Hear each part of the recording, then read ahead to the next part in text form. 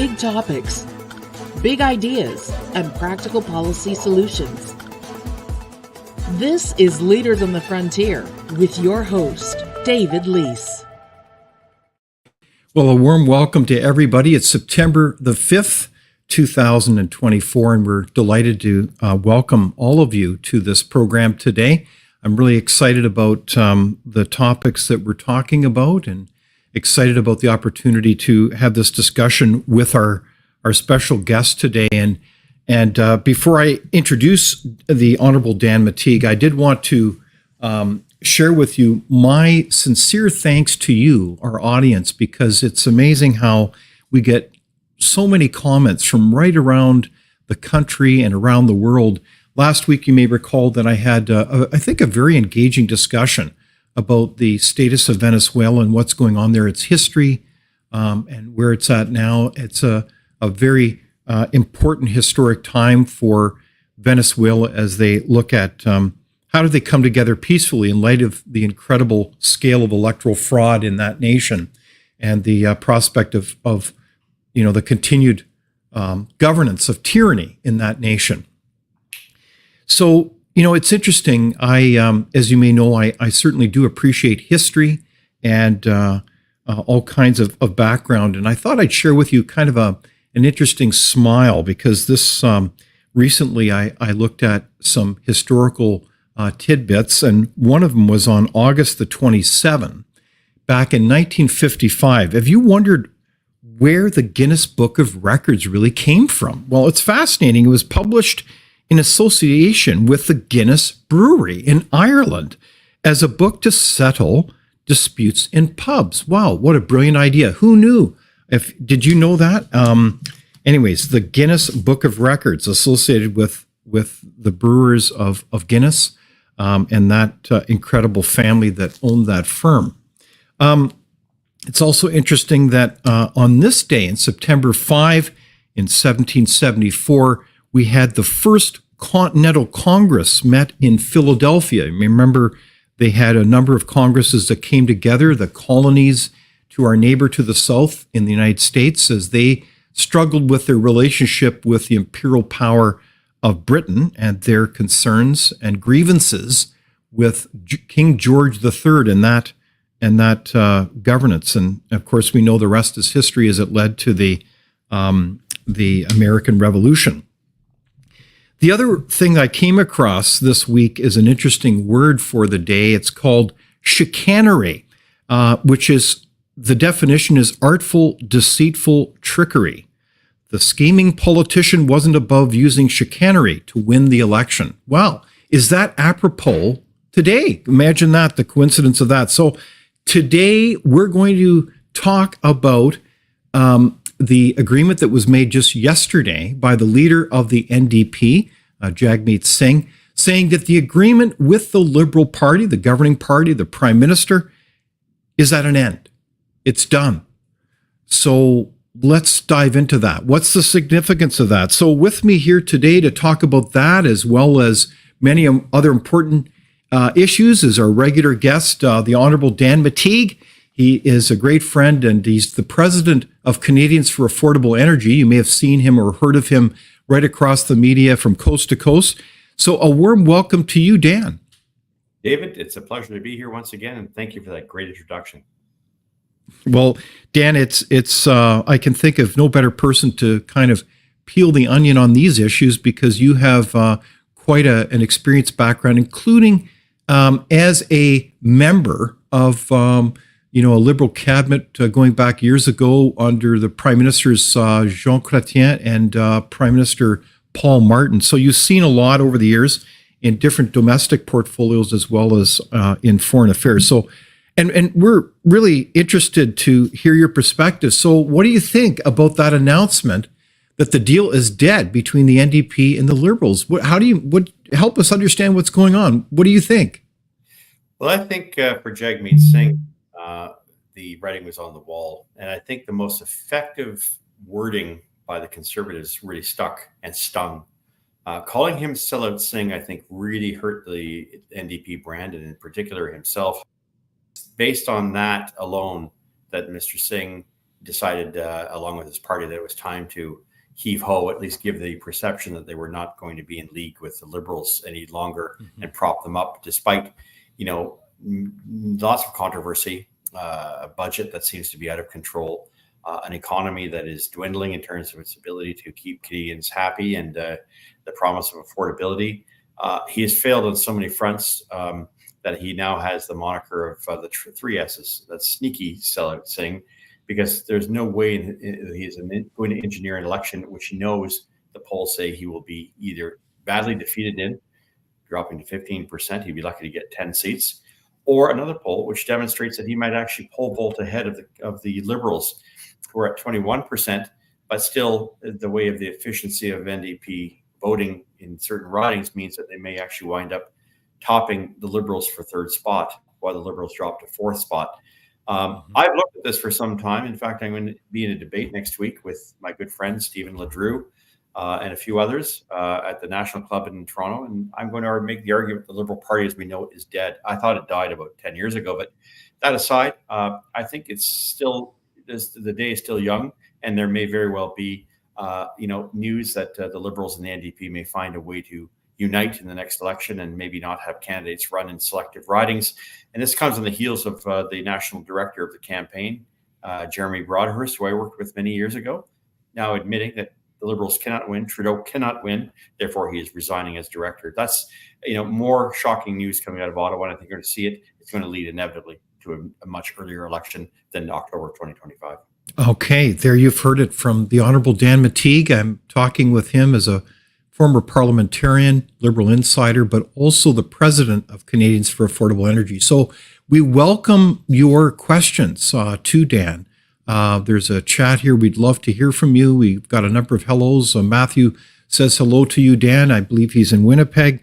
So there's a lot of people that are keen to talk with you. So we welcome those questions. So it's very, very interesting how, Dan, you've kind of thread the needle there and kind of give us a bigger perspective on why Jagmeet Singh, the leader of the NDP, would bring to a close this agreement, because it sounds like, if I understand your comment, that the point is that this agreement, this association with the Liberals to team up, have really, Canadians are figuring this out and realizing that they're in a lot of pain, and that association of that agreement puts the responsibility squarely on both the Liberals and the NDP. Is that what you're driving at? Yeah, I think the agreement was more than that. In the eyes of most people, it was a coalition government. Although the short end of the stick, the reality is that any policy, as it developed and as it unfolded, was necessarily negative to its outcome. And I think many Canadians, and the polling I think reflects this, have punished both Liberals and New Democrats alike. They've both lost support, substantial support, and have given rise to what is going to be a juggernaut, what appears to be a juggernaut victory for the Conservatives just around the corner the moment the election is called. That's unusual. You'll recall 10 years ago, 12, 13 years ago, David, when I ran, any loss of Liberal support automatically went to the NDP, and vice versa, as it did in 1993 when they had 9 seats. We wound up with about 178 out of 330, 320 at the time. The reality, I think, is the dynamic of the voting public has changed, because the Liberals have lurched so far to the left, in some cases flanking the NDP, and all of the NDP thunder being stolen by the Liberals. It appears that only about 35 to 40% of Canadians want to reward either of those parties. And in that kind of scenario, both will lose badly if an election is called. Okay, so this is the larger context, I think, Dan, that you're helping us to put in perspective, is that the Liberal Party is no longer the party of our parents, like our mom and dad. This is a very different party. And I mean, you would know, you've seen it morph and transform into something else. So how would you describe the party of yesteryear that you knew so well versus today? Is there an easy way to answer that? Yeah, balanced party. It could straddle, ideas from both the left and the right, sew something together and create a grand coalition at the center. It also was a pragmatic party. It could look at issues and say, look, this is not working right. We're going to change along the way. We'll put a bit of water with our wine. we'll take a little bit of the good of one side and we'll take a bit of good of the other side and try to put that together and cobble together a coalition of people who believe that this is the right way to go. And there's always a party fought at the center against its competitor, often the progressive Conservatives. All that is lost now. Under Justin Trudeau, my view in 2011 is that the Liberal Party should have spent a few terms out of office. It needed to rebuild. It needed to have the policy impetus to get back into the good graces of Canadians. It had to shed itself of the 10, 12, 13, 14 years of governments and the idea that they could change with those changing times. That didn't happen. What the Liberals got was a quick fix under the name Trudeau. And Justin Trudeau wasn't just a happenstance character. He's a committed individual who is very much left-leaning, had trouble with the party in its time in opposition from 2006 to 2011. And so the warning signs were there that this man was going to make a radical move and that he would displace and, really, I think, leave a lot of Canadians, a lot of Liberals in the lurch. That balance, that fine balance of the bird flying with two wings, a left wing and a right wing, was suddenly lost and became something of a grotesque former representation of itself, Liberal in name alone, but a lot more socialist than anything I've ever seen, and very radical on almost every front. Okay, so there you have it from Dan McTeague. We do have a question from the audience from Duff, and it's, do you think the Bloc will gain or lose seats in the next election, Dan?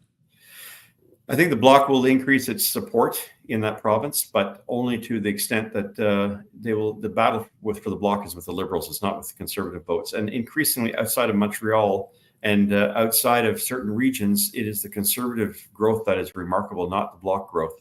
The Conservatives will move from 6, 7 seats, possibly to as many as 18 or 19 seats. That's not as much as Brian Mulroney got in 1984, but it is coming a lot closer to giving Conservatives legitimacy in every region of the country. The Bloc Québécois is a creation of something that happened in the 1980s. Lucien Bouchard and a few other Liberals at the time who were upset with the Charlottetown formula, amendment formula, felt Quebec wasn't getting a good deal. And it was really an echo of what happened in 1976. That is 50 years ago, and it is a ice age in terms of politics. So for a lot of people, the Bloc has lost its raison d'être, as we say in French. And I think for that reason, whatever it gains, it gets. It only gets it because so many people are disaffected with the Liberals, but still can't bring themselves to voting Conservative. Why? I don't know. But I suspect the play of the Conservatives will be to play to the center, where they have very little in the way of competition. Okay. No, I think that's a wise insight. I do have a comment from Christina, who says, as a single mom working as a manager at a A&W restaurant, I was able to buy a home with a mortgage. And that was with, interestingly enough, with Pierre Poilievre as the housing minister at the time. So, I mean, I think that's the context, isn't it, Dan, is that there's a lot of people hurting in this country. I mean, I know that you travel, talk with people across the country. Is it true that Canadians are really hurting in their day-to-day lives? By comparison to just 10 years ago, yes. And the inflation that we've seen in housing, in food, in energy, could have been avoided to a large extent in a country like Canada that doesn't just have these resources at hand under its feet, but also has the ability to sell it to the rest of the world. Our Canadian dollar would be trading at par if we didn't have a prime minister trotting around saying there's no business case, when in fact 9, 10, 11 of our closest allies have come to us asking for more energy. And I'm not talking small players: South Korea, Germany, Poland, Latvia, Greece. The list is pretty significant. Had we done so, we'd be saving, as an example, 22 cents a liter of the price of gasoline. And then we have the government that says it has nothing to do with inflation. That's a figment of our imagination. COVID is a disruption. It's an international phenomenon, not for countries that don't have currency as their standard, as a reserve currency as the United States does. But we have a lot of energy. Had we sold, say, another 1 million barrels of oil a day and, a couple billion BCFUs of natural gas, I think it's fair to say that the standard of living of most Canadians would be pretty damn high. And in fact, the purchase power of every Canadian would be that much greater, coming to things like affordability on housing. On the housing matter, by a happenstance, I did build a subdivision, and I have built homes. both with my hands as well as working to contract people to get homes built. I've been doing it since my days in university. Dad was a builder himself. So I know what's missing there. And what's missing is the skill. What's missing is the incentive. And I think Pierre Poilievre got it absolutely correct. The gatekeepers who find ways, cute, trendy ways to drive up soft costs, impost fees, education fees, all sorts of levies, even before you get a spade in the ground, is what's driving these prices much higher. And again, I come back to the cost of energy. If energy were cheaper, so would the cost of a lot of the products that we use to build homes. So, I don't think it will be resolved overnight, but flooding the market with millions of people from other parts of the world who can't get jobs, who are here for other reasons, education in particular, and then trying to mimic the demand picture of this country by bringing in far more than even our own advisors would say would be acceptable, is not a way of ensuring that Canadians have a continuation of affordability and prosperity. And that's what I think has gone wrong. And it's most certainly in the case of housing and in the case of food. I think you're right on. So we have seen the enemy, and that is ourselves, as we introduce all kinds of policies that make housing less affordable, that undermine the supply of that essential foundational part of our lives. So I do have kind of a little bit of a perspective here, and I want to get to the whole question of the carbon tax, because you speak so eloquently about the follies of a carbon tax. And we know that what precipitated in many respects this announcement yesterday by the leader of the NDP to end the agreement with the Liberals was the letter that was written by the leader of the opposition, Pierre Poilievre, saying essentially, no one has elected you to prop up this Trudeau government that is doing so much harm to Canadians. Quote, pull out of the costly coalition and vote non-confidence in the government this September to trigger a carbon tax election in this year. So get this government out. So that's a quote from Pierre Poilievre. So what do you think about that? Is he onto something that's the ground that they want to fight the next election on, is on the carbon tax, Dan, that you've been a big voice on, saying this is a problem? It is a problem because it's adding unduly to the cost of the things we need to survive as Canadians. And if you're going to jack up those prices and then do a sort of a bait and switch or play a shell game with you get some rebates, some of you do, some of you don't, and then lard on more taxes on top of that. And I'm not talking just about the one carbon tax, which we all know is 17.61 cents a liter for gasoline. And then, of course, you add your HST, GST, depending where you are in the country. There's a second carbon tax, a clean fuel standard. That's going to be 20 cents a liter when it's all said and done. Don't take my word for it, David. British Columbia already paying that second carbon tax under the BCLCFS, the British Columbia Low Carbon Fuel Standard. Already $500 a credit. That works out to, for every $100, $110 is 4 cents a liter. So $500 brings you awfully close with tax to 18 cents a liter. So that's where we're going federally. Not only that, we have a federal government that has EV mandates, that has electricity mandates, that has emissions mandates. Why this is wrong is simply this. I want everybody to read William Nordhaus. He's not a friend of Dan McTeague. He's an economist. He won the Nobel Prize for his work on economy and on carbon taxes. And he said, you can only have one price signal that's a carbon tax. One, not five, not regulations, not all sorts of other ridiculous things that the federal government has imposed to try to be cool and blocking pipelines and doing all sorts of other ridiculous, regulatory gymnastics in order to prevent and to provide views to some in the world that Canada is doing far more than it needs to. He said, do not do that. Have one carbon tax, and that will send the price signal that you need. And then, of course, there are the rebates within that. But no, not in Canada. We allowed a radical like Stephen Guilbeault, who has no background in economics, has no interest in the United Canada, given his background as a separatist, given his word as an avowed socialist. And that's one step away from a radical communist, by the way. We know his background is activism and things like that. That aside, no one ever gave the federal Liberals or the NDP a mandate to ruin the country or a mandate to go crazy on the greatest green scams and green schemes. Putting $52 billion of money or more out on incentivizing battery plants to be built in EVs to be built in Canada, while at the same time only getting about $20 billion back in committed investments, is a raw deal for Canadians. Sorry, how much money are they putting to EV subsidies, these electrical vehicle subsidies? What is that number? batteries, tires, mining.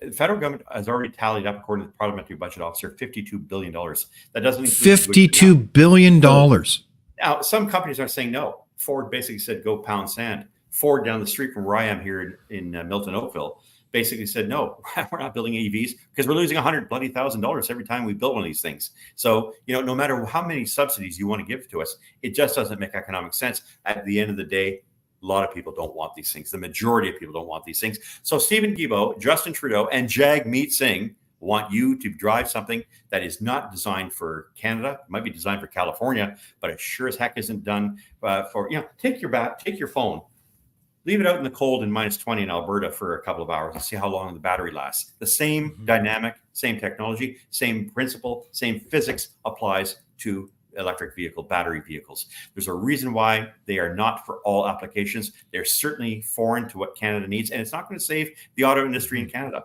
What happens tomorrow if the United States decides to punt the multi-trillion-dollar IRA, the Inflation Reduction Act, which was proposed by Biden, which many companies are now walking away from? You just saw, of course, Volvo saying no more.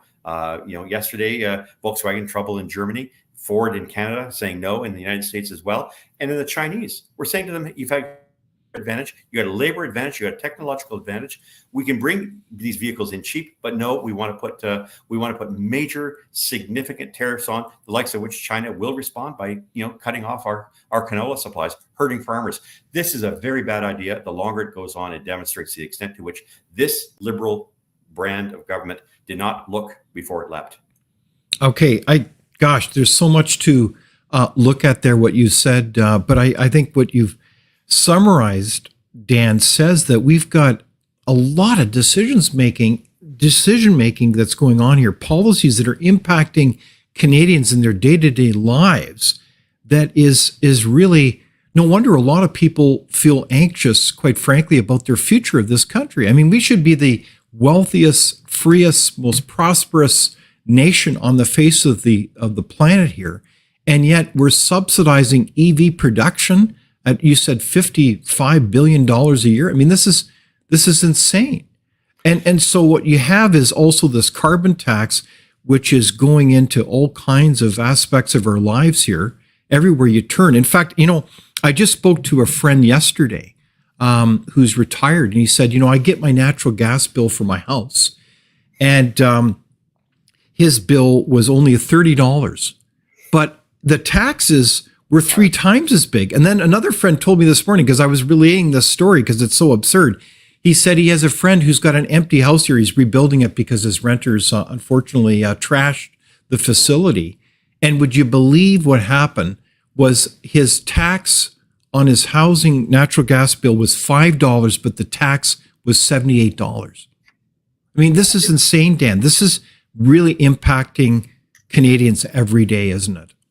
And when Canadians are told that the no problem with the labor side of things, and 42% of the labor market is now civil servant, that the government has done the country a disservice by larding on that many employees. Not that I have any problems with civil servants. I think they do a great job. They work as hard as they can, as everyone else does. But the country was simply not ready for that kind of substitution of what is the labor market. If our labor market is dysfunctional, it's because of government policies that have been very contrary, very negative, and very damaging to anyone's will to invest in Canada. I don't just mean these policies that come from the Greens. I think of all things that you work your whole life to create a bit of a business, and then you're told your capital gains, which my Liberal government reduced twice, not once, twice.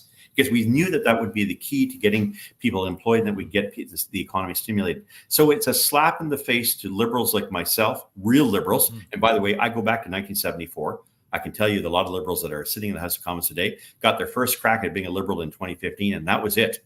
They don't have any depth of knowledge of what this party once was. Okay. And it's for that reason that all the work that we've done in the 1990s and 2000s, the sacrifices Canadians have to make to get our deficit, get our financial house in order, have all been thrown out by one individual who, I believe, with a team of individuals around him, have no concept of how to run a country, much less balance a book.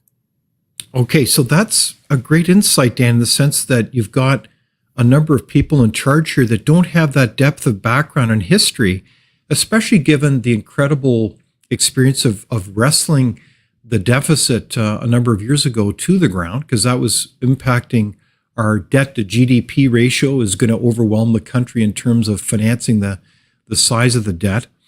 And your party was at the forefront of pressing for that change. And so people, if they don't remember that, gosh, they don't get it, do they? Because I think part of the fact here is that the current Trudeau government has spent more money in terms of accumulating more debt than all the previous governments in our entire Canadian history.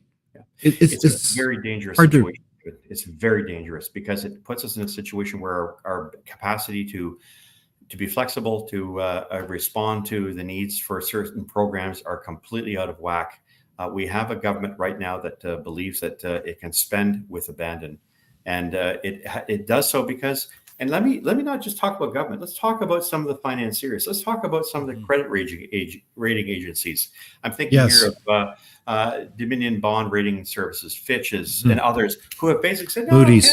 it's triple. And why does it do that? Because they actually believe that the CPP, the Canada Pension Plan, is an asset that the federal government can get access to leverage or to pay as collateral against that massive tripling of the deficit. And that to me, debt, I should say, and that to me is disingenuous, it's dishonest. And I think the woke types that work for those organizations need to get the heck off their whatever it is that they're on and realize that this cannot continue. Oh my. Okay, so frankly, I had never thought of that before, Dan. And this is, I think, a very important point you're making. And I love all the comments that are coming in from the audience here, so keep them coming. But you're saying that, look, when you get out that kind of debt, any government gets its debt rated by rating agencies, like there's a whole bunch of them, Dominion, you mentioned, Moody's, all kinds of them. And they rate them with letter grades, and that helps determine the interest rate that is applied to that debt, and hence the carrying charges. So those ratings matter. And those ratings are based on many things. So you're saying that there's a kind of a really bad idea that's going on here when it comes to the rating, and that is that they're looking at the Canadian pension plan, all those incredible assets in there that are made for our pensions are being used as an asset, and that's screwing up the rating. Is that what you're saying, Dan? CPP, QPP are being considered by these agencies as if it's an asset that the federal government has access to, and it can be collateralized against the massive deficit debt that is incurred. It's more than doubled. And we can talk a little bit about COVID and things like that, but it gives the Liberals and NDP carte blanche. Hey, let's have a dental program. Let's have a pharmacare program. Let's have a daycare program. Let's have a UBI, universal basic income. Let's just spend with abandon. The reality is that money doesn't grow off trees. I think Canadians are starting to understand that. Okay, so this is a big deal. Should these governments be spending all kinds of money because they basically collateralized to spend more money using the pension funds, which are so important? So that's crazy. So one of the things I'm getting at here, Dan, is a question for you, and that is your assessment of who these decision makers really are. They're spending like drunken sailors. I mean, you can just see this based on and all the evidence that we've just cited. But are they real believers in this kind of radical vision of Canada as a socialist nation? Or is it just political opportunism where, of course, you can spend taxpayers' money to get yourself reelected? Or is it both? I think the Liberal Party has gone back to the days in which it lost the election in 2011 and says the only way we're going to get this back is by outflanking the NDP. And we have to outspend and outmaneuver them on the very things that they have always been, known for. Don't take my word for it. And many interviews have been given to Thomas Mulcair, who was bewildered by the fact that there was no fiscal discipline or responsibility from this government, being far from being dishonest in terms of how this is going to go. They actually could and had, many defenders who said the country is in great financial shape thanks to what the previous Liberal and to a lesser extent Conservatives had done. I say lesser because the 2008 hit would not have been as comfortable for Canadians had it not been for the fiscal discipline shown in the previous government. And that's not a partisan remark, but it does suggest that where there was once unanimity in views that you had to get your financial house in order to be able to sustain social programs and maintain the Canadian standard of living, which is the Canadian dream. You had to make sure that you had some sense of fiscal responsibility and social justice. You had to have both, and you could do both. This government basically said, no, it's just social justice. We'll write the check. Doesn't matter who pays for it. It'll be paid for. It'll be taken care of. We'll kick this down the road and let the next government that has to make tough decisions make those tough decisions. Pierre Poilievre will have that decision to make, but he can do exactly what Jean-Claude Saint and Paul Martin did. And I am being as candid as I can. Their comment was, we will make the cuts. It will be hard. It will be arduous. Many people are going to have a tough time, but we are doing this because we want to make sure our social programs are fiscally sustainable in the future. And they won Canadians over because Canadians realized they had allowed previous governments to get spending out of control. Exactly. And I think that take on history is pretty solid, Dan. In fact, one of our listeners, Christina, said that they really like your take on things. Dan is an educated on the matter, not a propagandist, and I appreciate this so much. So very nice comment, Christina. So Dan, in this case, though, it's interesting, and I do recall well the book by Eddie Goldenberg. Was it Eddie Goldenberg that worked so closely with Jean Chrétien? He did I thought, a very interesting book on governing. Yeah. And basically talked about this era and the commitment to basically make these kinds of tough decisions around cuts, because otherwise they'd lose everything. Yeah.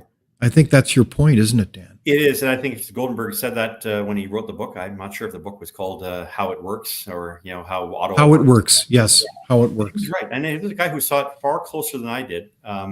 The problem, I think, Dave, is we lose a lot of the institutional knowledge and history, not just of our political system, but of the Liberal Party. A lot of these folks have been sidelined, told, go pound sand. Don't call us, we'll call you. And they never did.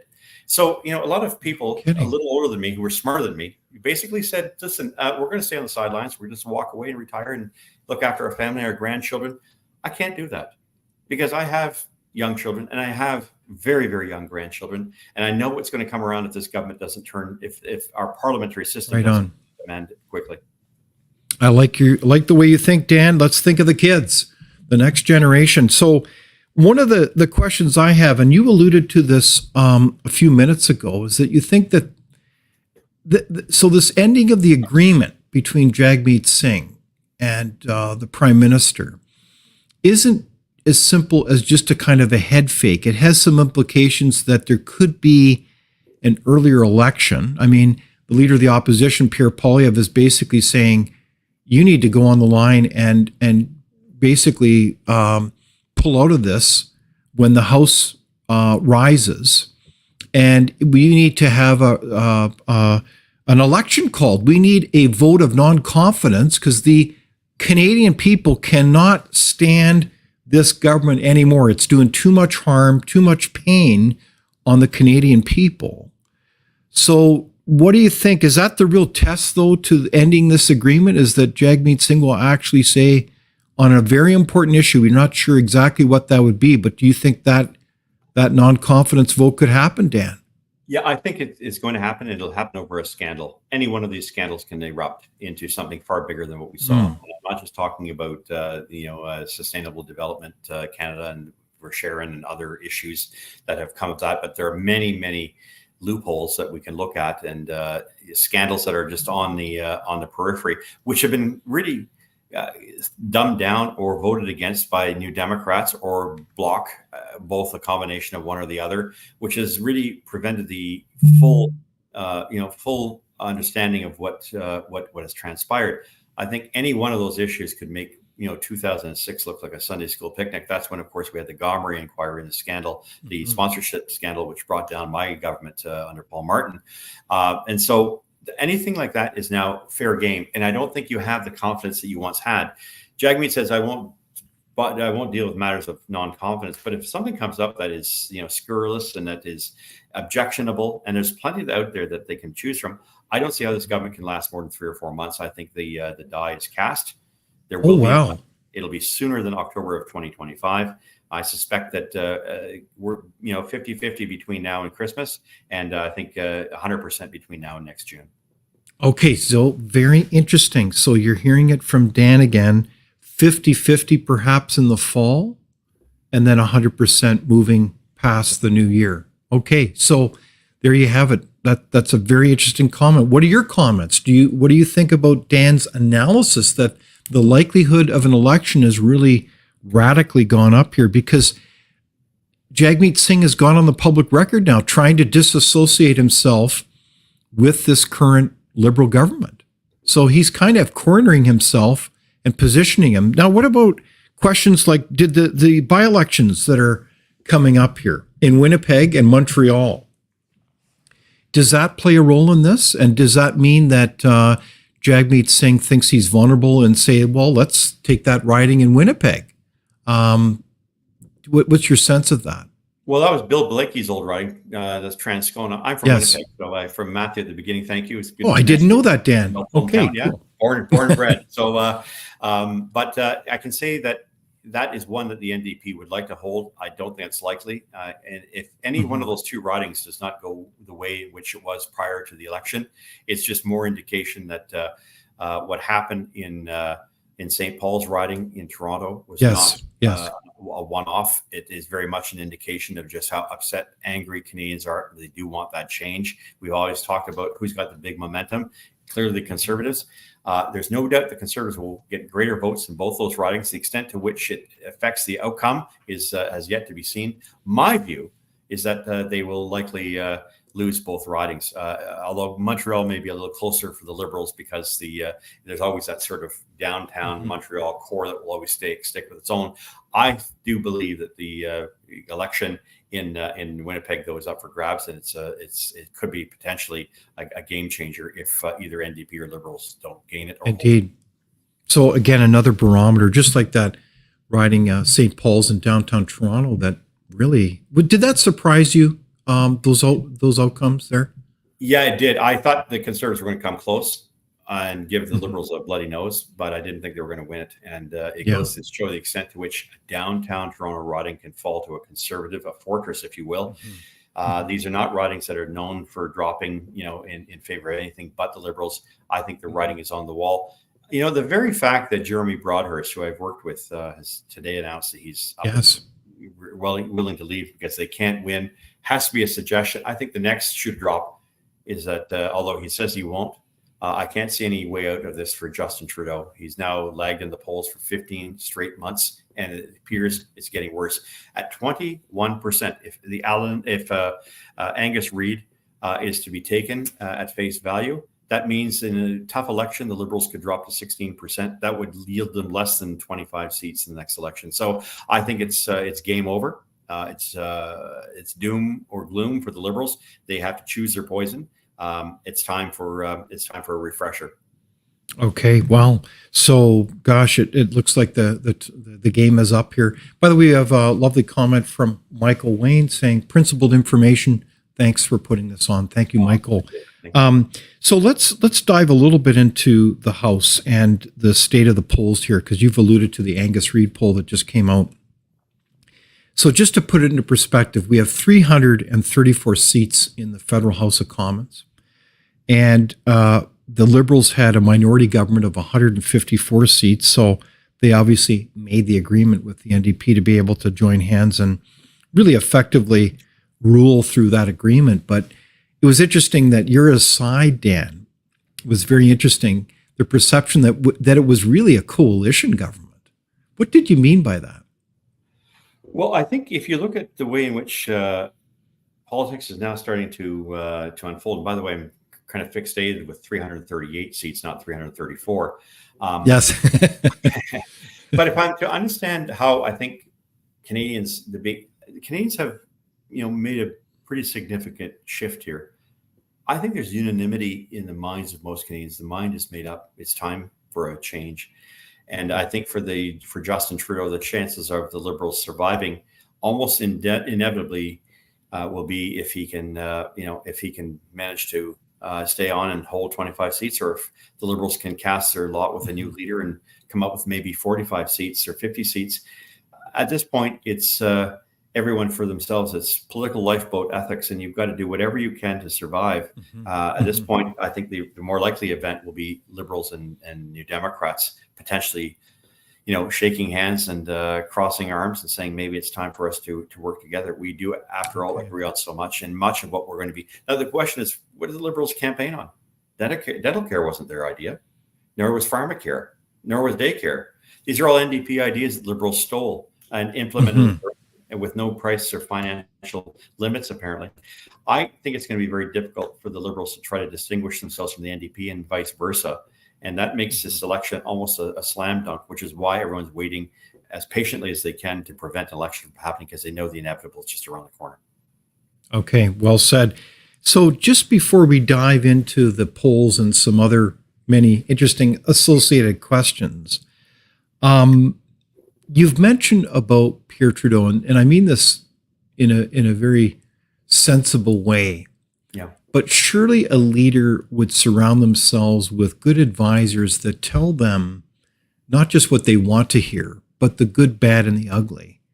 Does Justin Trudeau have that circle of advisors, or is he even capable?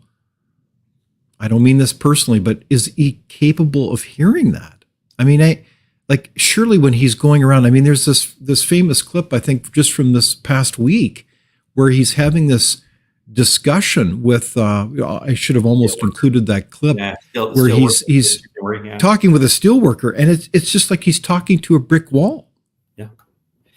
Yeah, I think the fellow there was very calm, very rational, and very principled in terms of what he was asking for. He wasn't looking for a fight. And I think Trudeau basically was bested by, call it what they are, a blue-collar worker who was asking some very fundamental questions about the pain that I think Canadians are feeling.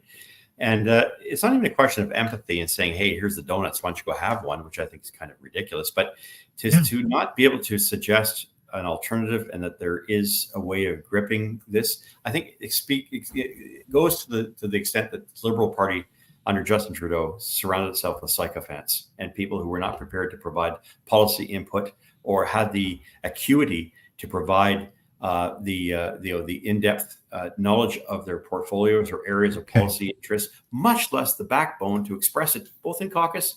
And I got to tell this to people because they may not know this. In the Liberal caucus of my generation, that before me, you never had the leader, the Prime Minister's office people going in there taking little notes on who's saying good things and bad things about the PM. You always had seriously. You had a free range. It was the Liberal senators, Liberal caucus members, MPs, and staff from the whip's office to bring letters in and out or something that needed to be done because of something that was happening. The PM and the ministers had to take it on the chin. This guy can't handle it. He cannot handle criticism. I think that's the biggest fault the Liberals have surrounded themselves with yes men and women and folks who've never had the real experience in the Liberal Party and were really more mesmerized by socks, sobbing, selfies, and nice hair. Oh my. Wow. That's a very powerful phrase there. Socks, sobbing, and what were the other ones? Selfies. Selfies. Hair, yeah, sorry. Nice hair. Yeah. But the point is, in all fairness to you've got an analysis here because you're citing the many different variables here that create this kind of policy train wreck, right?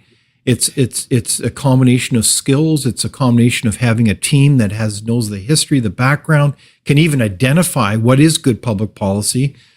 So there's a lot of variables in play here, and those are important lessons for any government, let alone the next one.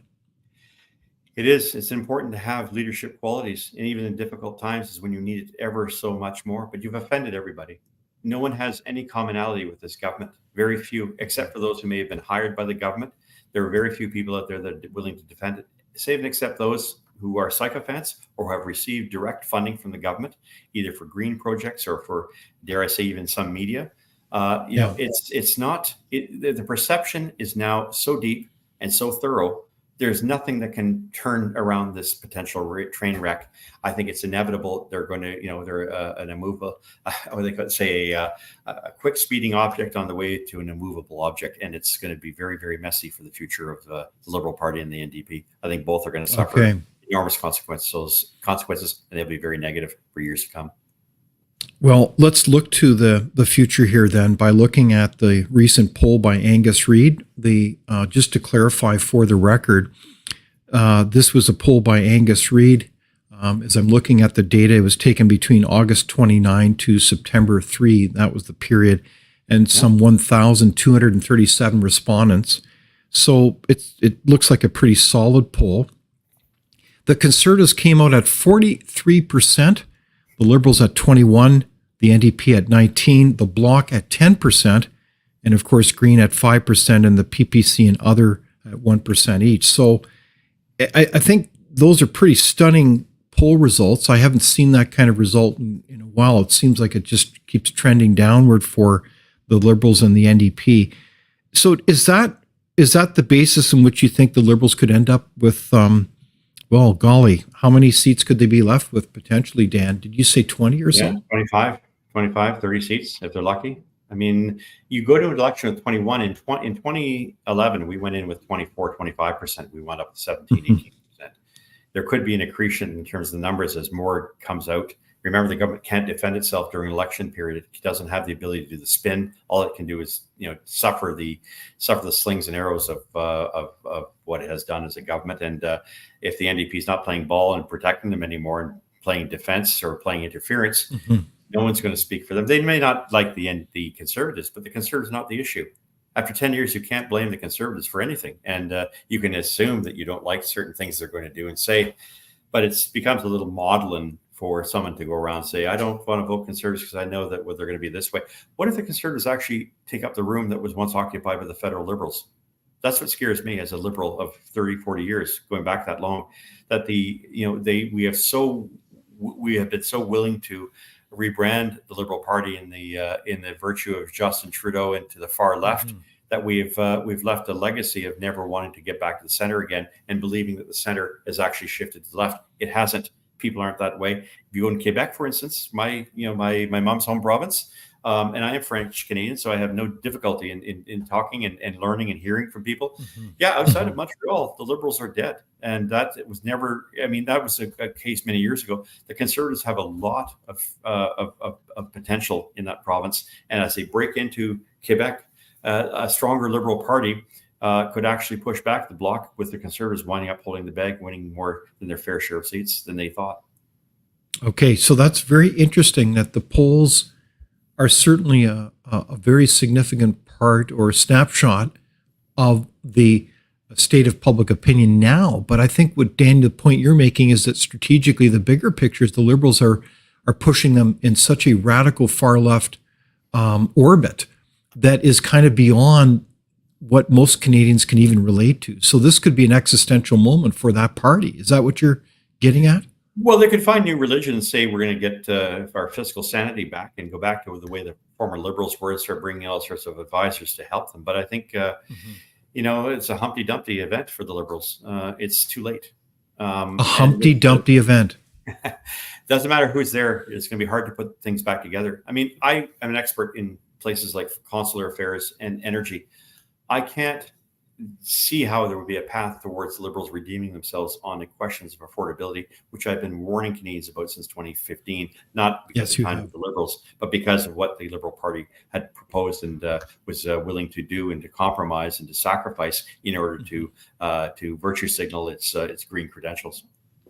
Okay, so that's a very important point, is that, when we often talk about what's the roadmap or pathway forward for a new government, you're also going another step forward, and that is to say, well, what's the path for the parties that get semi-decimated here to redeem themselves? Because they have really made a mess on policy file after policy file. You've mentioned affordability.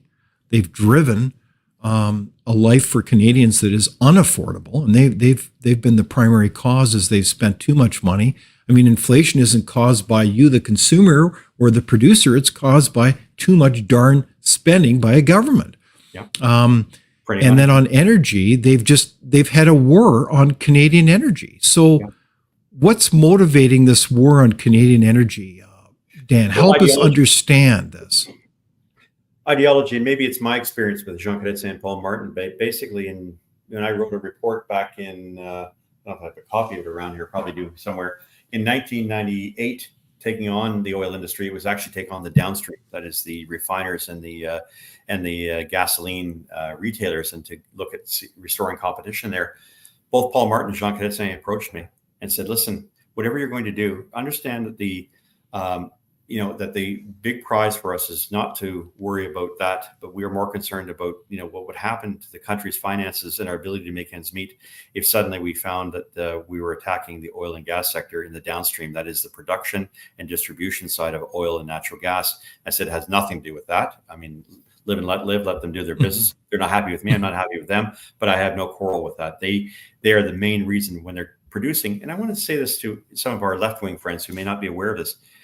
Your municipalities and your province and your federal government cashes in $25 billion a year from the oil and gas sector. And if a country believes that it can somehow forego that and doesn't need it, well, that's basically the kind of irresponsible talk we've heard from this current government, says you can spend it with abandon.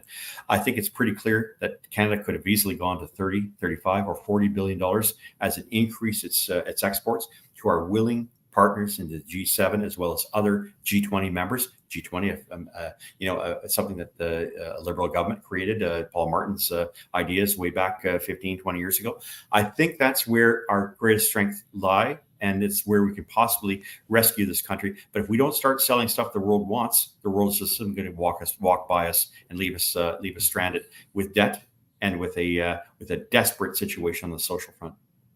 Okay, so that's pretty incisive there. It's kind of, this is my opinion. It's a ill-founded, if not crazy, ideology, if not religion, to really go after Canadian energy the way they are, because it's not grounded in reality. We don't have the alternatives of this energy. And I'm not against, quote, solar energy or wind, but it's a subsidy game there, isn't it? Like, help us understand this, because I think this is confusing for a lot of Canadians. They think that somehow we can just simply all drive electric vehicles and the world would be a better place. Even those batteries are not practical, and they're probably dug up by the hands of little children in the Congo somewhere with cobalt.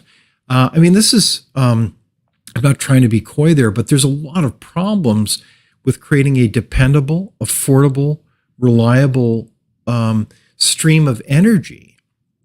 And so we have that opportunity, and we can be exporting it as the Prime Minister of Japan, the President of Germany, the Prime Minister of the UK, and I know I'm missing a whole bunch of others that have all come cap in hand asking for more energy from this country. What the heck is going on, Dan?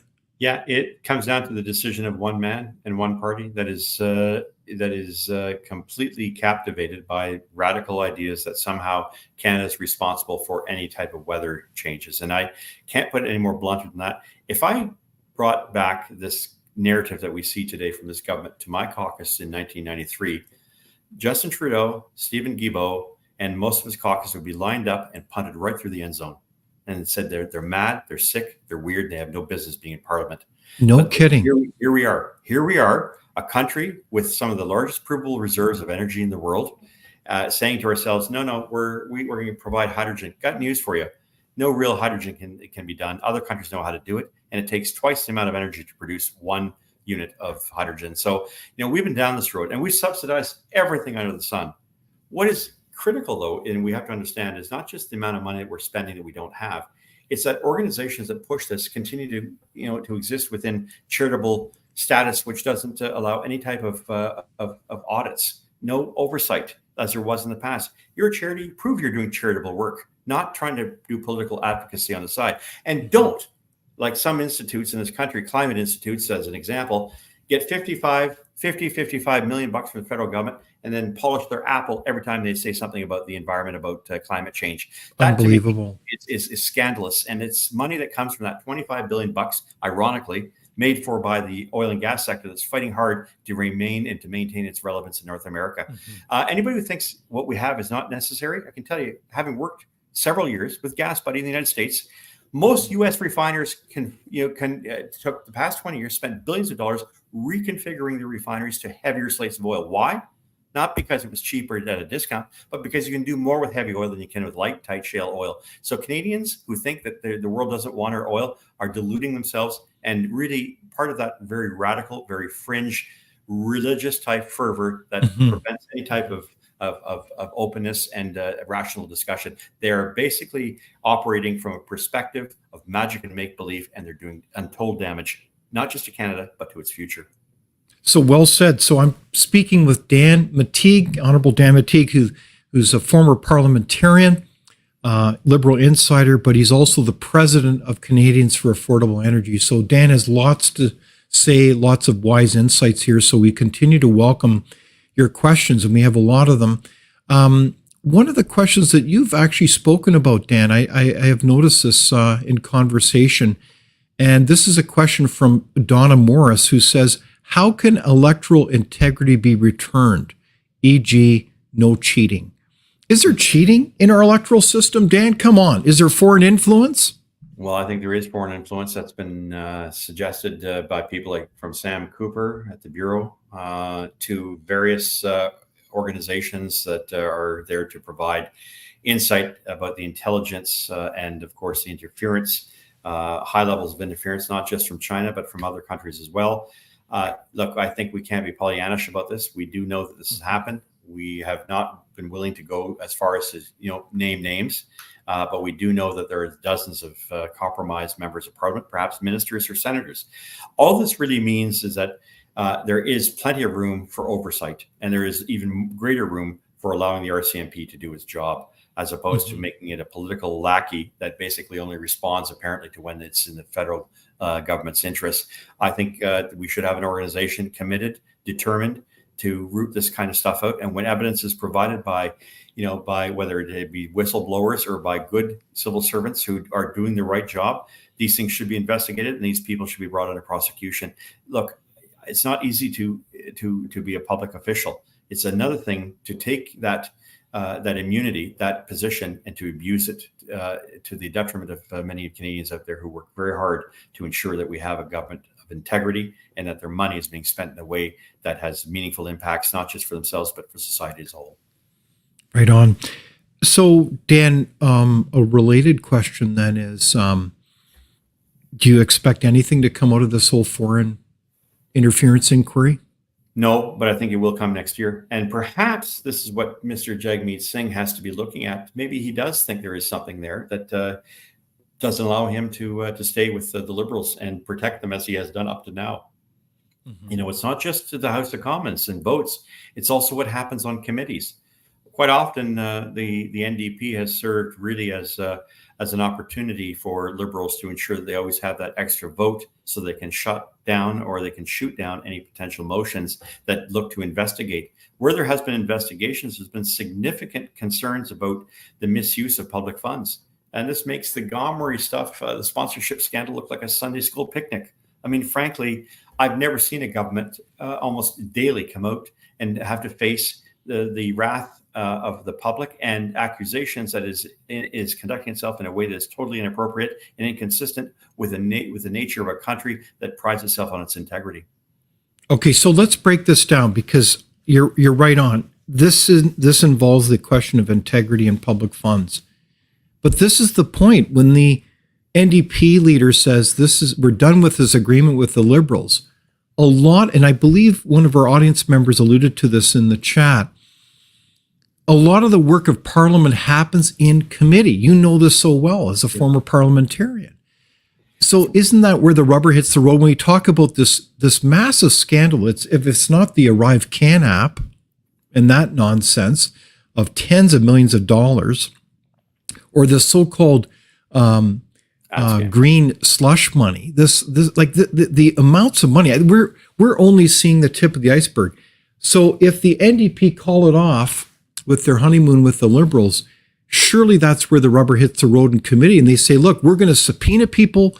We're going to get to the bottom of these scandals. We're going to find out where the money's going sideways. And there's going to be prosecutions. And we're not going to tolerate an RCMP that seems to be compromised and doing the bidding of a government. Am I being too cynical about this? No, I think that's potentially what could happen if Singh doesn't go back on his word. If he's not part of this government, he shouldn't be seen as aiding and abetting it or covering up what is fairly, scandalous behavior which, by all accounts, without any attempt at trying to uncover these things, the checks and balances of Parliament cannot work. Look, the entire institution, the integrity of our parliamentary system is at risk right now on so many fronts. And it has been discarded. It has been trashed. It has been trivialized. It has been, mansplained. Call it what you want. I've never seen a government get away with so much in such a short period of time. I would normally say it's because they're louses, but that's not the whole story. I think a lot of this is just plain, fundamental, simple. When it comes down to it, incompetence. It's an incompetent government without a shred of integrity. Okay, so we know from Lord Acton, power corrupts and absolute power corrupts absolutely. This parliamentary system that we've inherited from generation after generation has checks and balances, Dan. And the reality is that this government, because of the NDP leader, has not kept this government in check. Isn't that the bottom line? It's been a license for the government to do whatever it wanted, always assured that it had enough votes to beat the opposition every time they came up with a concern. And the government has been wise in playing, depending on the issue. For instance, if it deals with, SNC Lavalin, you would have the Bloc Québécois always on the side of the government because God knows it's a Quebec corporation. It's above question and reproach. I think we need to put those things aside because I don't think people in Quebec enjoy the reputation of being seen or having organizations that bend on the idea that maybe in Quebec it gets a pass. They didn't like it in the days of the sponsorship scandal. Shouldn't like it now. And that's a shot across the bow to my friends, to my family in Quebec, because I think you also have to take into account that what's good for the goose is good for the gander. You can talk about scandals in the rest of the country, but somehow Quebec is impervious is baloney. It's malarkey. And it's time for everybody to fess up and say, we want a government that above all shines above and gives Canadians a restored sense of faith that our institutions are working for them and working in a way that's maybe not perfect, but always trying to do the utmost for every Canadian in this country. Yeah, well said. And I think poll after poll shows that Canadians have never held our institutions in such a low regard. And that's a shame because we've got to think of this incredible country and building of democracy in our institutions as a marathon. We can't just see it in the short term. We've got to think to the long-term vision of the people that have done an incredible job to found this incredible country, and we can't just take it for granted. So I like the way you're talking here, Dan. And I guess one of the questions I have is one of the words that you've used in the past in our discussion is the word grifting. Grifting means what, Dan? And how is this relevant to this discussion as you look around us and see all this money flowing to all kinds of parties? And it gets back to our word, what is it again? Chicanery. Chicanery, yes. Well, grifting, I think, has become a greater part of our lexicon. It's people who advocate policies in which those policies can only be ruled, judged, educated, discussed by those who have an interest. And that interest is obviously a financial one. People who come on the one hand and say, we need to do the following. And if we don't do the following, we're bad or we're awful, we're evil. We don't do what the world wants us to do. And then turn around and say, well, here's my handout for $10, $15, $20 million of public money. That's grifting. And it shows that the self-interest isn't really designed around the purpose of a decent objective, an objective we all share. It's that if you don't agree with me and don't give me my money, I'm going to continue to harass and I'm going to continue to belittle and I'm going to continue to make policy so uniformly one-sided that anybody who disagrees with me is seen as somehow Neanderthalic or out of step with reality. And I think the grifters are very good at doing what they've been doing. They've had free access to the government. They've removed the cloak of their charitable status and investigations and audits. They need to be restored. And as a minimum, if you don't just, Mr. Poilievre shouldn't be calling just for a carbon tax. You should be calling for a full reinstatement of the audits on so-called charities in this country, because they've been running amok and basically taking money from Canadians who are desperately trying to cling to some semblance of affordability and maintain some standard of living. Very good. So, in the world of public policy, this kind of chicanery is often, we talk about it in the sense that special interests have very defined benefits. And so they have a unusual interest in spending the time, spending the money, being able to kind of lobby for their benefit. And the dilemma is that because all these costs are dispersed across the board, across all Canadians, we spend that extra money in the form of our taxes. It becomes a dilemma. So we can't be naive to this dynamic, because that's really what's going on here. Is we have a lot of special interests running the show, whether it's people getting all kinds of subsidies for, what is it again? Oh yeah, EV batteries.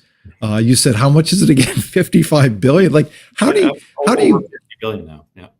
Yeah. Like, how do you wake up in the morning and say, well, we're a legitimate business, when basically the government is just giving us massive checks? I mean, this is, you think you'd be embarrassed by that level of subsidy. And yet this is going on in this beloved country, all at the taxpayer's expense, and the future generation has got to pay off the debt. I mean, it's pretty outrageous, isn't it?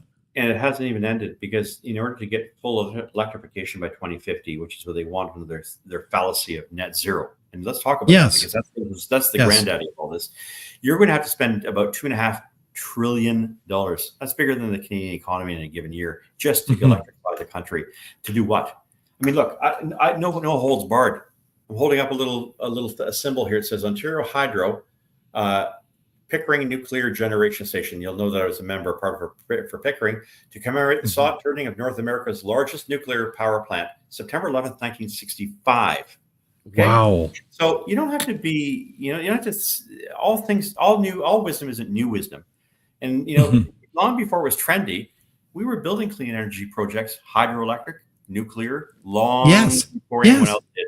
So, maybe we take some of the wisdom of our grandparents, which is do things, because, here in Ontario, you don't have much energy. We don't have natural gas or oil under our feet. We don't have coal under our feet as they have in the northwest of northeast of British Columbia.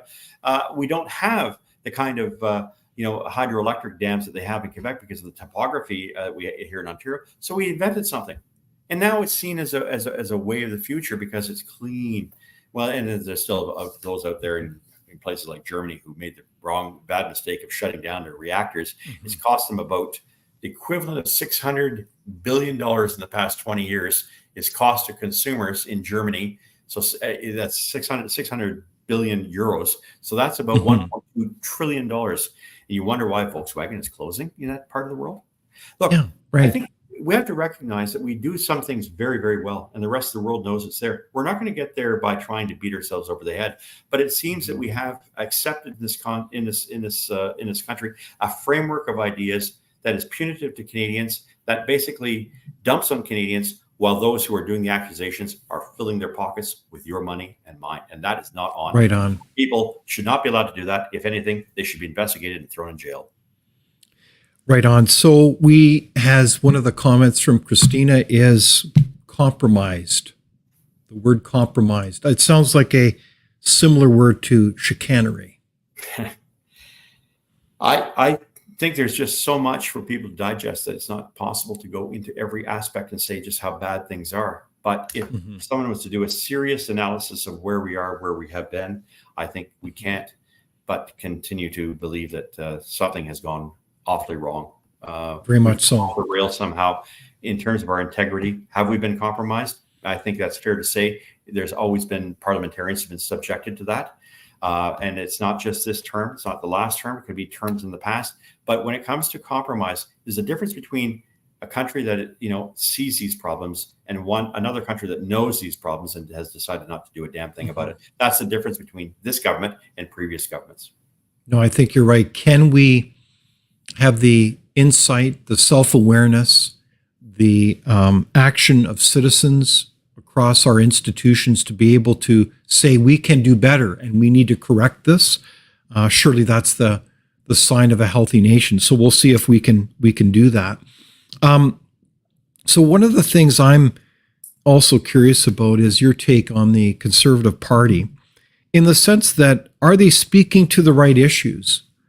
And there seems to be an irony that they seem to be more concerned. I mean, the stereotype that other parties like to make is that the Conservatives are somehow just all about corporate interests. they're not for working people.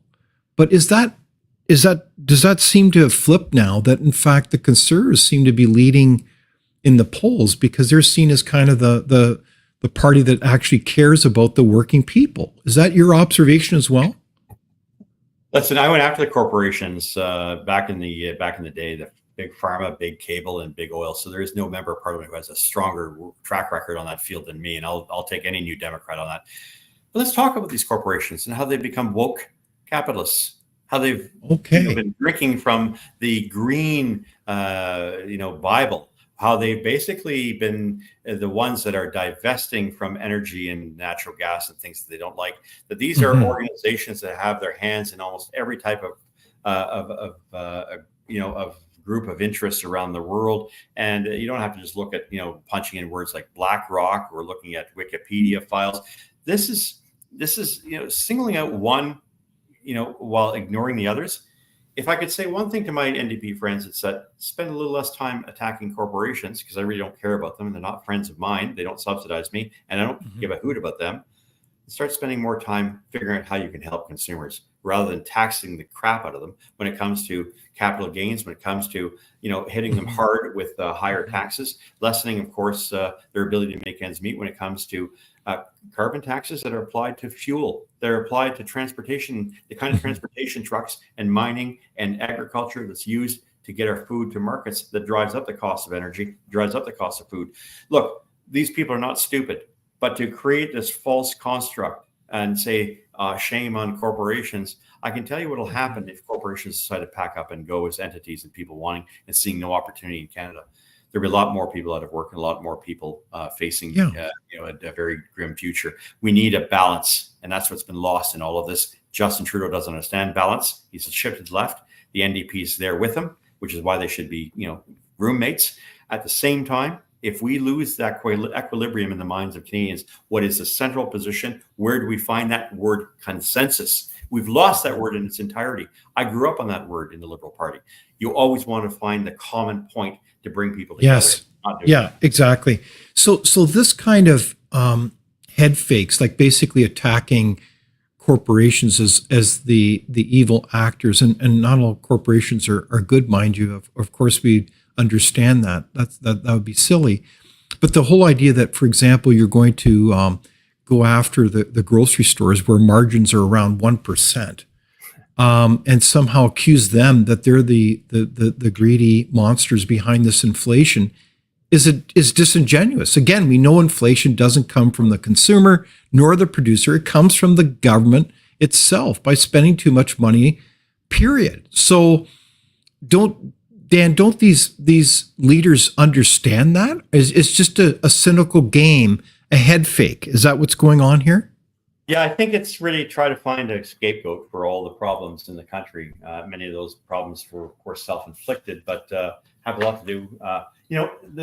The real test is our good friend Sylvain Charlevoix, who basically said, we should be talking a little bit about why Canada is not able to attract any competitors into our market. There is a question of the function of the market, and I can explain to the NDP, as I did back 20 years ago, what the problem might be, where you see fewer and fewer players, and there's a number of reasons for that. They're not looking at the issue of profits; they're looking at the competition. May also be an issue there. I could help them with that, but they haven't reached out to me. What I think is critical, though, is that no other company globally wants to come into Canada. The amount of sunk costs that would be required to come in and set up shop and be competitive. We have seen in Canada a movement towards greater mergers and acquisitions. And we've seen no interest because the market is not all that great. For those who are just trying to enter the market, it's almost impossible to do that. That's maybe the real testimony to the problems of the country, because I believe fundamentally that things could have been better 20, 25 years ago. I fought for that. That battle was lost, and I lost trying to fight it. At the same time, if you're going to pigeonhole and to blacklist certain people and basically make them scapegoats for bad public policy, that shows just how disingenuous you are. And until and except for we can demonstrate that the Liberals and the Democrats and the Greens are not prepared to raise prices as a means of combating their their pie in the sky belief that the sky is falling because of CO2, which is a giver of life. Until they can abandon that kind of frivolity and that kind of nonsense, I don't take their comments and their complaints and their accusations with any kind of legitimacy, because I think it's illegitimate, since their own policies are contributing to what is driving up the cost of living for most Canadians. Okay, so you're calling that out there. We've got a lot of disingenuous policy here. It's masquerading as policy, but it's cynical politics. Yep. And Canadians are paying the price. And in fact, the stats show this as Canada continues to decline in its productivity. And why is productivity important? Because it's the basis, the foundation for a standard of living. And so Canada is on this downward trajectory. And I think Canadians are feeling it. And I think it goes back to also the health of our institutions, doesn't it, Dan? When we look at, for example, the state of our media, we need to also have checks on power. And we've got multiple checks in our system, and one of them should be a healthy media. But this federal government, they're subsidizing some 2,000 media. So is that the core of the problem there? Is we don't even have a media that's fully engaged? No, and in my time, let's take papers alone. When people did in fact read papers, and not just online, they actually went to put their 25 cents. Yes. I remember there was 10 cents in the. Yeah. You had the Sun on the right, later on the National Post, almost there, but more intelligent about it. The Globe, and sometimes the Star on the center, and sometimes the left. You had this competition of views. You could be loved by one paper and hated by another. It was quite a rare accomplishment to be given kudos by all three at the same time, or four at the same time, but it did happen.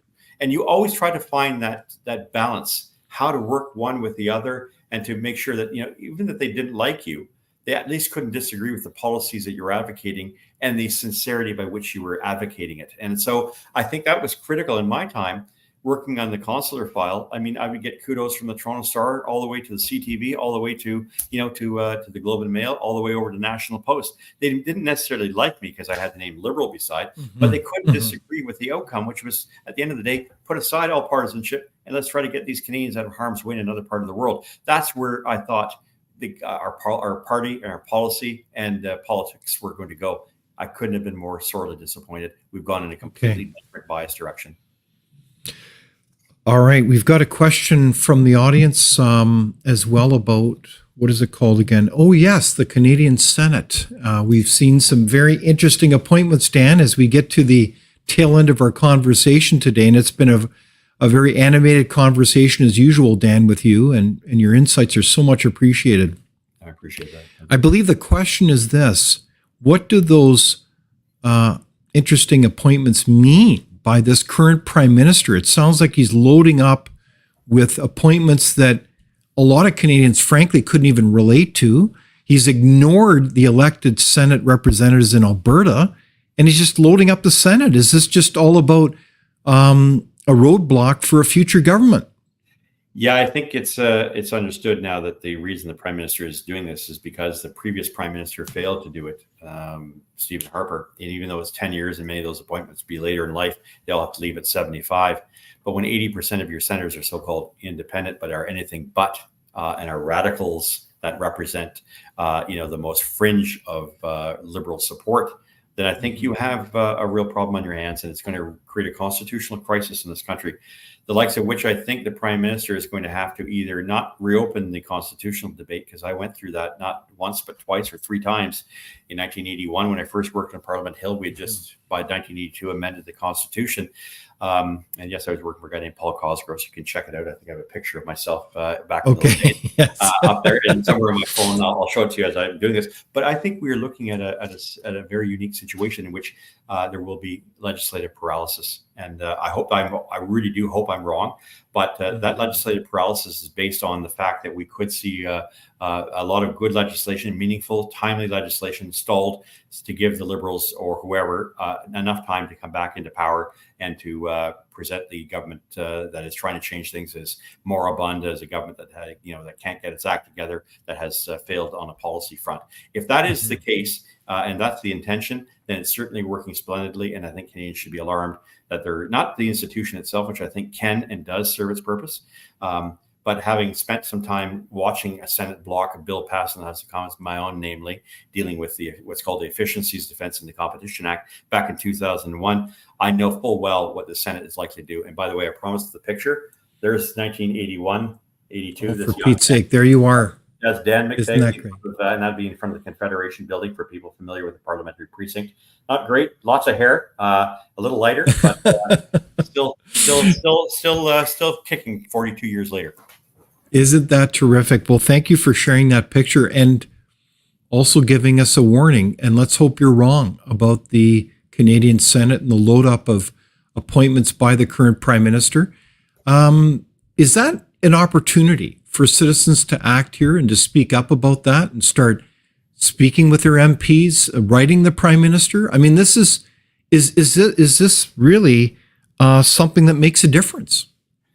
Doesn't make a difference, but there has to be a resolve to ensure that the government has a forceful majority, an elected democratic forceful majority.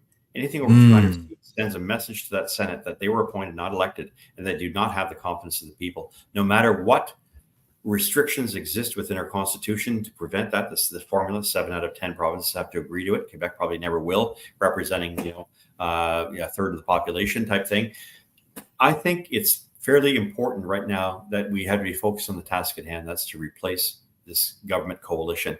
And once that's done, I think when the dust is settled, the extent of the mandate that the government receives will be very telling, and it would be the Senate that tries to block that, because they do not have the consent of the people, and it would be seen as anti-democratic and an institution that is deserving of dissolution.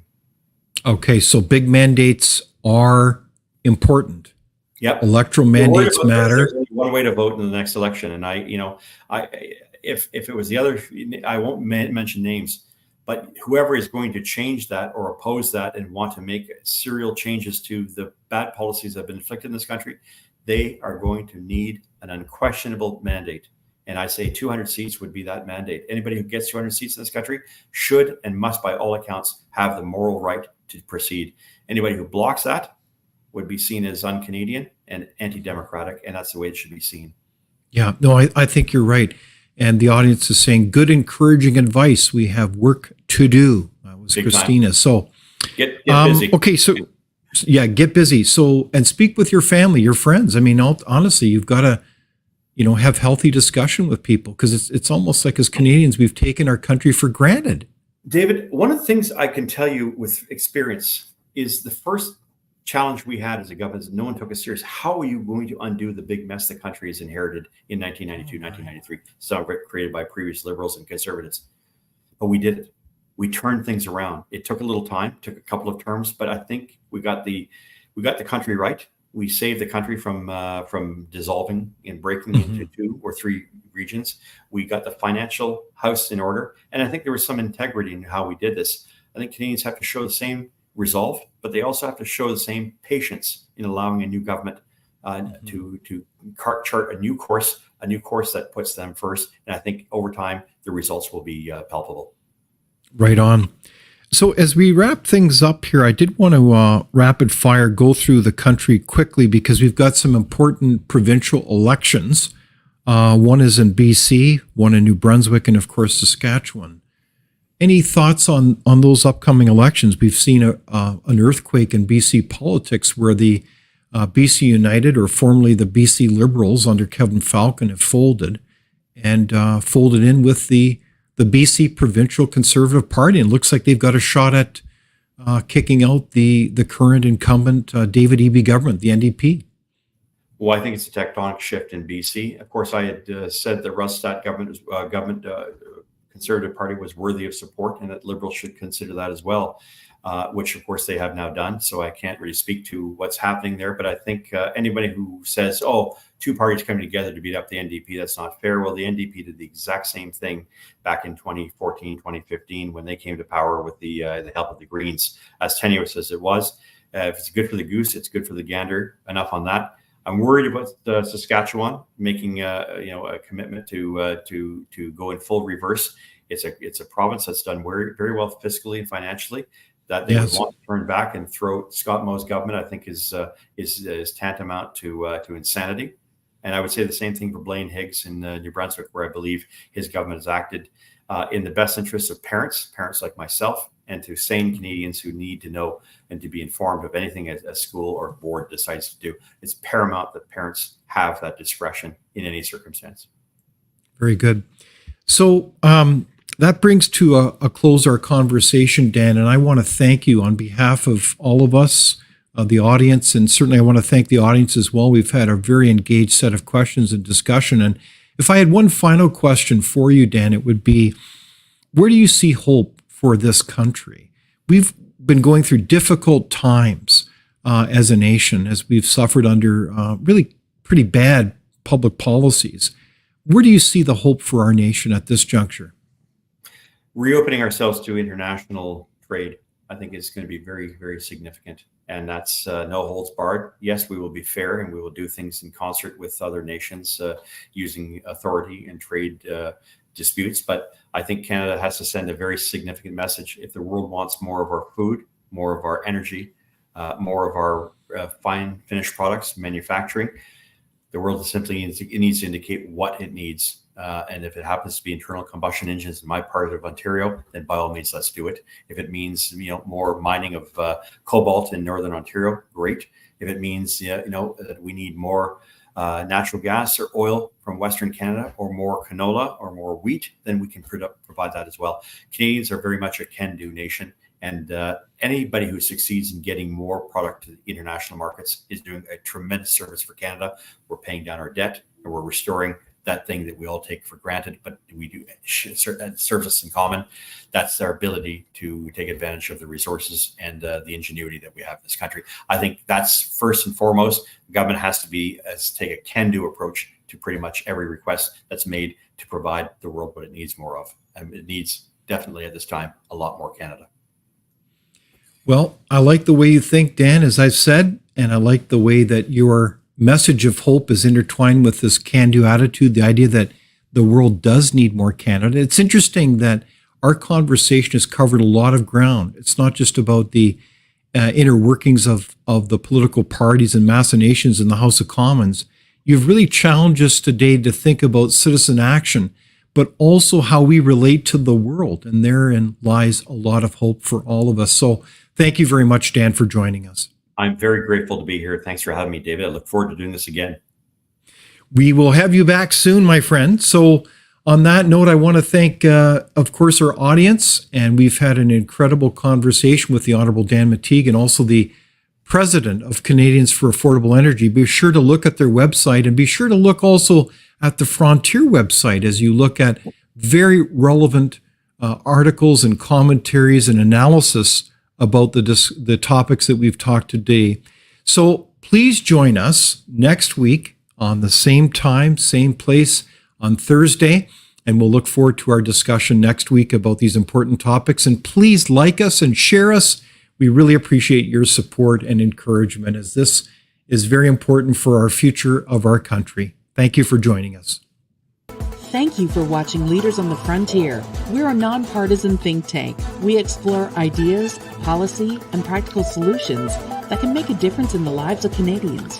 We do not accept any government funding. We work for you. Thank you for supporting Frontier. Visit fcpp.org to give. While you're there, be sure to check out our latest articles and research. Without open discussion and debate, you're not thinking, nor are you free. Comment below. We'd love for you to join the conversation. All right. That was great. Thanks so much, Dan. I hope you enjoyed the conversation as much as I did.